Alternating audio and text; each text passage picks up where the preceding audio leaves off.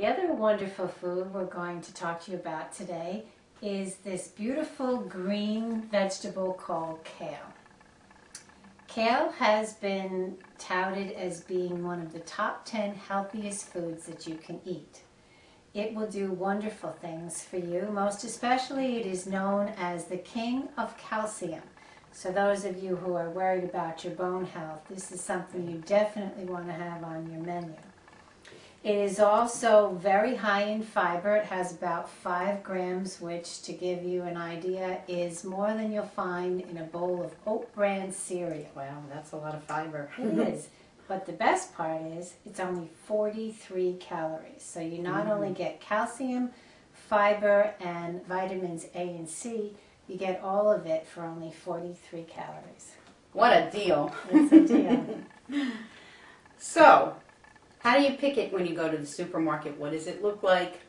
There are a couple of varieties. This is the most typical that you'll see. This is a curly kale. There's also a similar variety that comes in a dark purplish hue, or sometimes it's dark green with red on the outside. There's also another one called Dino or Dino kale. I'm not sure how you pronounce it, but it looks, it's flat. The leaves are flat and a little bit wrinkly. They're all wonderfully nutritious and they all taste delicious. It's just what you can find and what you like. So what you want to look for is nice firm leaves, nice dark green firm leaves that aren't wilted, no yellow or big holes or spots.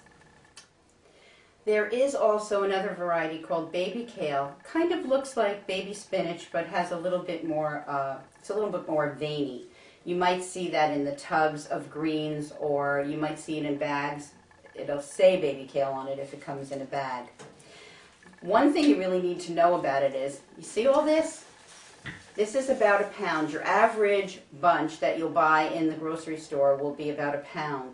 This will cook down to 4 cups, which is really, that's a whole serving for me. I don't know about you, Kathy, but it certainly would serve 4 people. So when you're buying it, think about it ahead of time.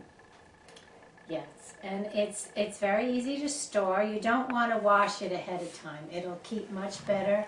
If you bring it home, keep it in the crisper of your refrigerator in a clear plastic bag that isn't sealed too tightly. It'll stay better if it's able to get a little bit of air.